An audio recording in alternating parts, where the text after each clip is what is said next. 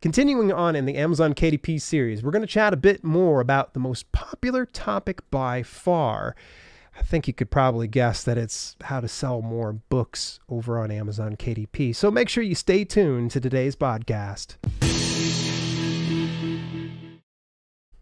What's going on? This is Dale, and I'm just tickled to death. You took a little bit of time out your day to spend some time with me to talk about my favorite thing in self-publishing. Hey, you know what? Today's broadcast is brought to you in part by the fine folks over at Uscreen. Level up your content marketing game, sell more books, and expand your brand through the power of the #1 video on-demand platform for video monetization. Combined, Uscreen customers are already making over $100 million per year. What? Give me a piece of that pie. Get a 14-day trial of Uscreen when you visit dalelinks.com/Uscreen. I'm going to have more details rolling out here really soon about what I'm doing with Uscreen. There's going to be a new video on-demand platform called the Self-Publishing Hub, where we're going to be giving you guys some exclusive video on-demand stuff. It's going to be available inside the Apple App Store. I'm just geeked up about it. Honestly, this wasn't even in my notes. I'm just riffing here, folks. So let's get ourselves back on track, because you're wanting to know, what's it going to take for me to sell more books over through Amazon KDP? And that's fantastic, but we got to make sure we don't put the cart in front of the horse. A lot of people go, okay, we're just going to jump into marketing and promotion. Wrong. Not a good idea. That's just, it's a recipe for disaster, because there are 3 fundamental elements that you have to have dialed in. Now, just remember the alliteration in this.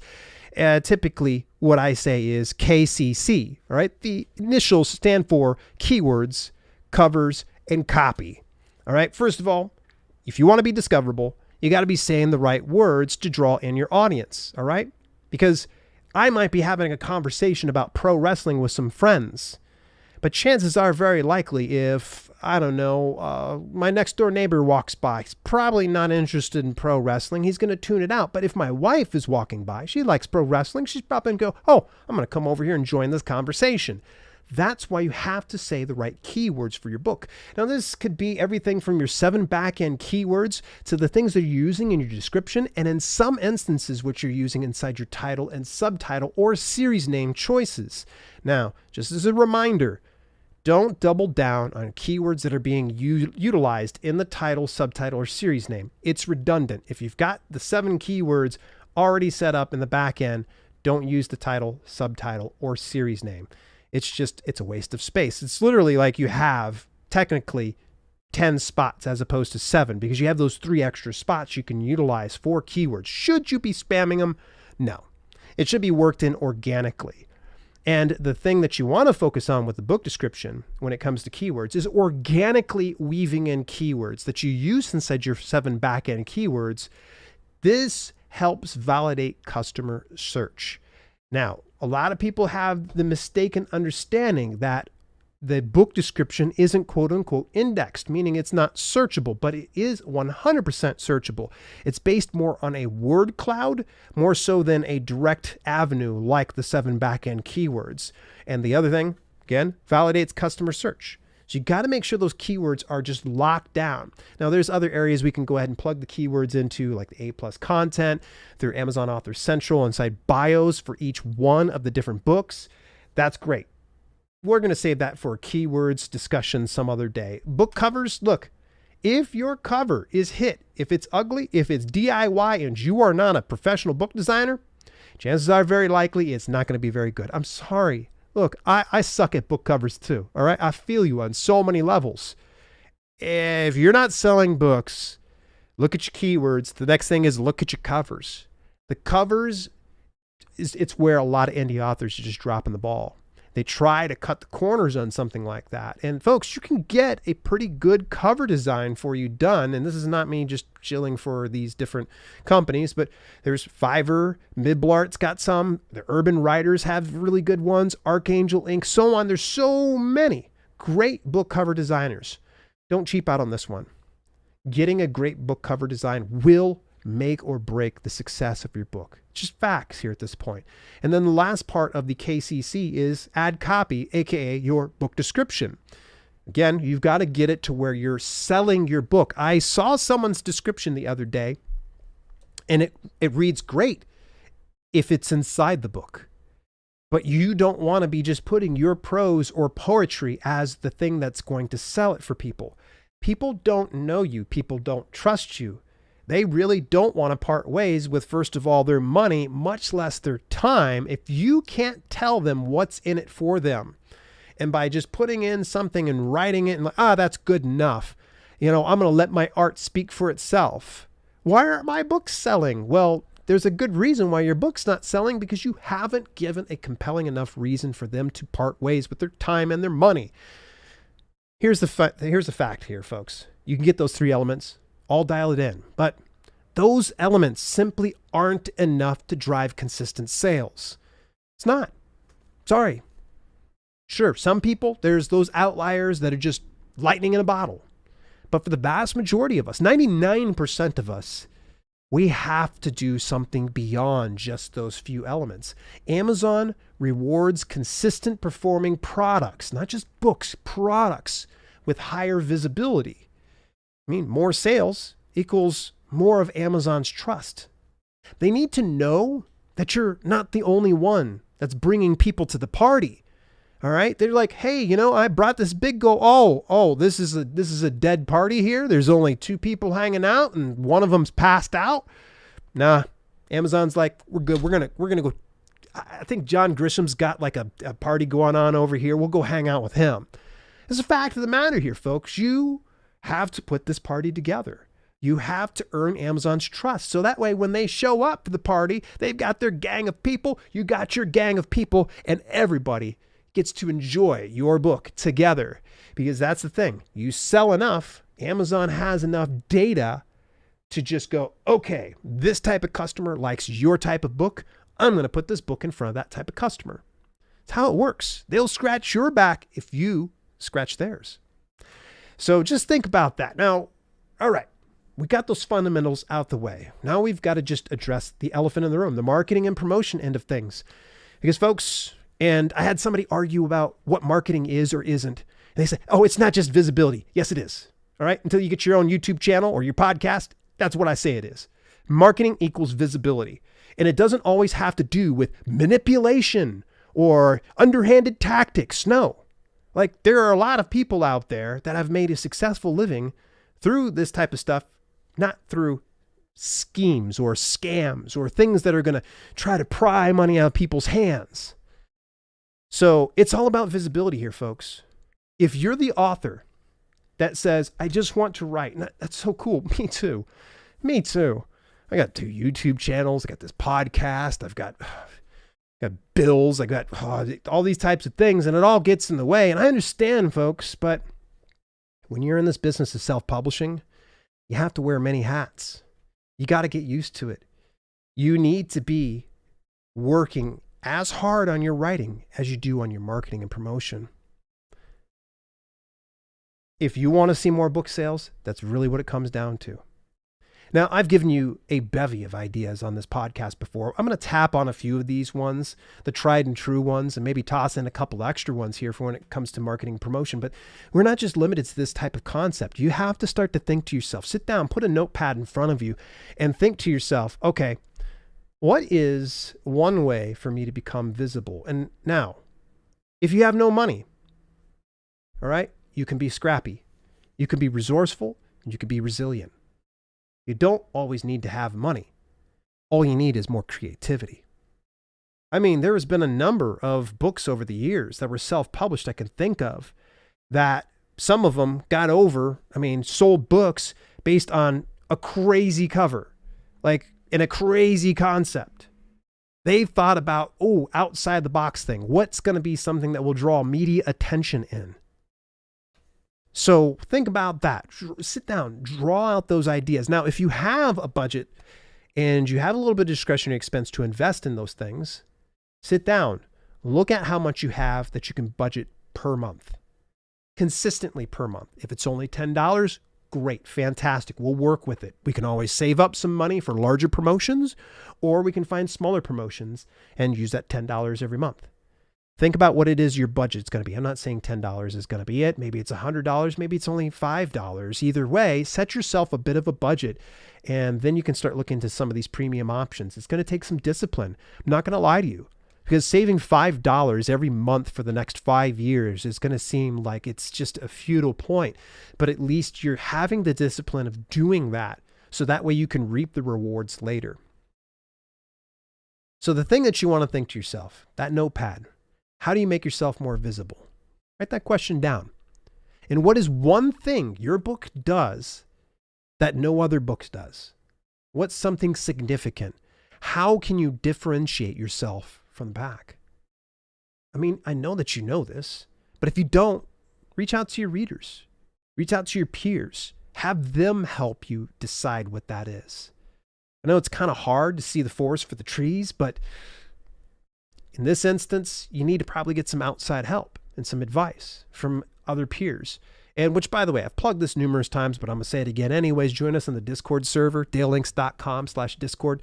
That link's probably not going to be in the show notes. Just remember it, dalelinks.com/Discord. Join the author community there. We have a lot of just peers that are networking and working with each other and spitballing some ideas and getting it to where they're masterminding and getting themselves better, because trying to do it on your own sometimes it just feels like a battle you'll never win if you just try to keep doing it on your own.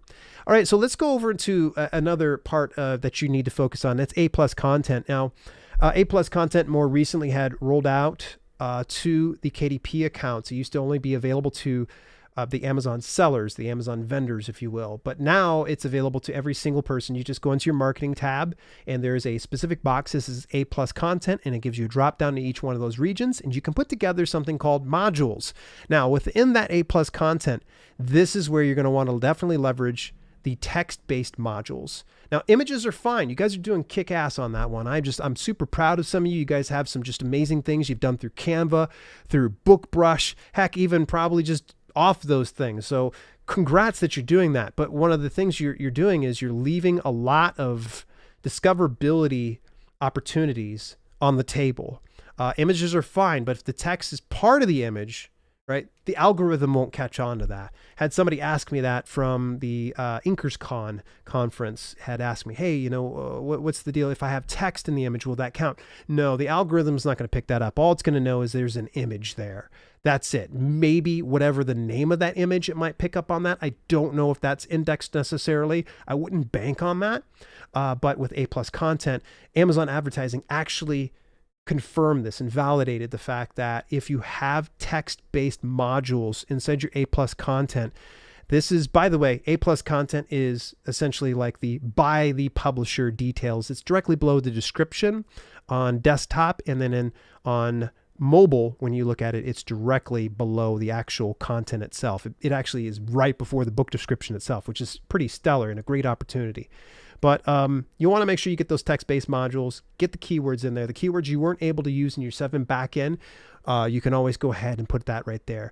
Now, this one's a no-brainer here, folks. Amazon advertising. Do I need to say any more? Like, honestly, this is a pay-to-play world. I've said this numerous times.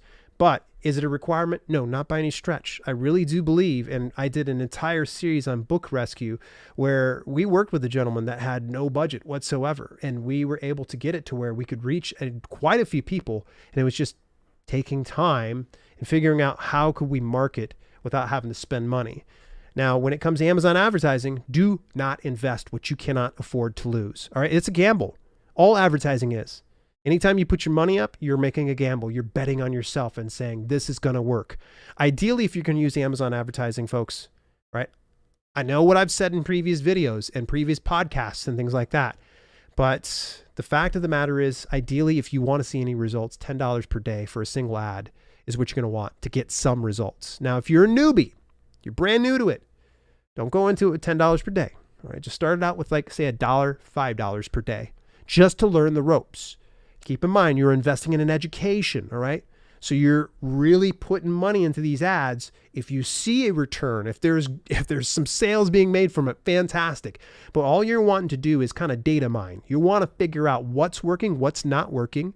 You can tweak certain things, and you're not going to lose out on that. $30 a month, I mean, that's not too terrible.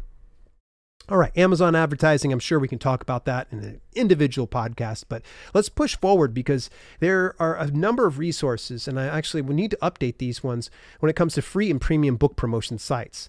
Now, I've always recommended people go check out Dave Chesson's Kindlepreneur. Go check out Reedsy, that's spelled Reedsy. David Gaughran's got a fantastic website. Last name spelled Gaughran. David Gaughran, by the way, I'm a huge fan. Get his books. The guy is awesome, just amazing.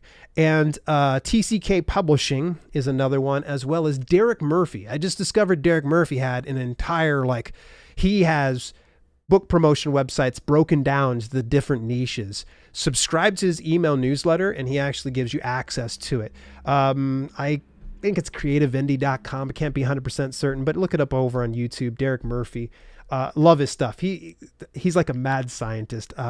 Just a really cool guy. I love learning from him, and I love his channel. He's very authentic. Nothing super polished here, folks, so don't expect it. He will even tell you that.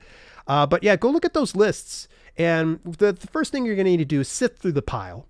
Okay, find out what promotional services is relevant to your niche or your title and what's not relevant to your title. Develop a spreadsheet. And this could probably be Google Sheets or something like that. Or if you've got Microsoft Spreadsheet, that's fine. Doesn't matter. Develop that spreadsheet with all the requirements for each promo. So it could probably be need to contact them 2 weeks in advance. This one costs for free up to $100. Things like that. Put all those relevant things in a row. And now the thing is after you're done researching these things, you're going to want to time your promotions separately. Why? Because you really don't know what's working if you try to do them all at once. You want to make sure it's going slow and consistent. So that way you can see, this book promotion site drew 36 sales as opposed to my 12 sales per day that I would do without.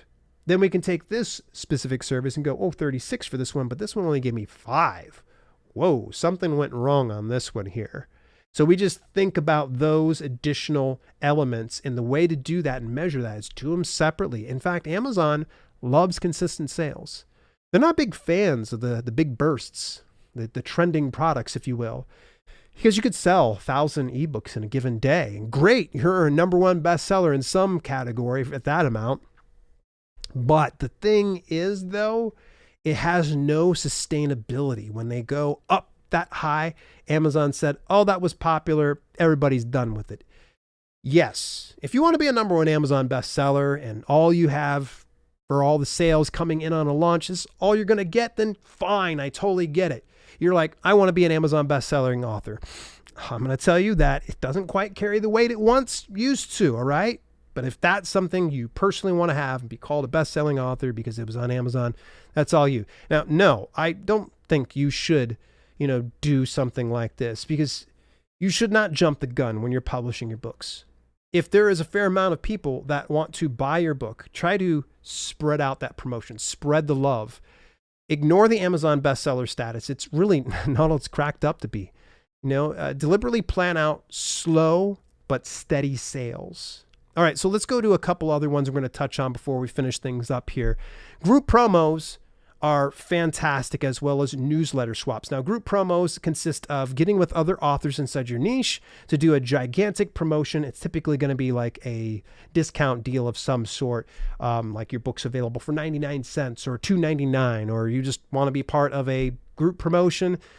It's fantastic. One really cool site, I'm just going to give a big shout out to Kenny Myers over at ebookfairs.com. Go take a look at ebook fairs. They have something very unique. They're virtual book fairs as opposed to just like the regular group promos that are kind of just, they're good, but I think the virtual fair event, it works so much better. My link's dalelinks.com/ebookfairs. You want to take a look at that. Otherwise, you can just go directly to the site. To be honest with you, they're great at what they do. And then when it comes to newsletter swaps, it's working with people within your niche. A place like Story Origin, you can get access to that, dalelinks.com/storyorigin, where pretty much you promote somebody else's book inside your newsletter and they promote your book inside their newsletter. If you get enough of those lined up before a launch and after a launch, this can really be one great way to sustain sales. Get more book reviews, folks.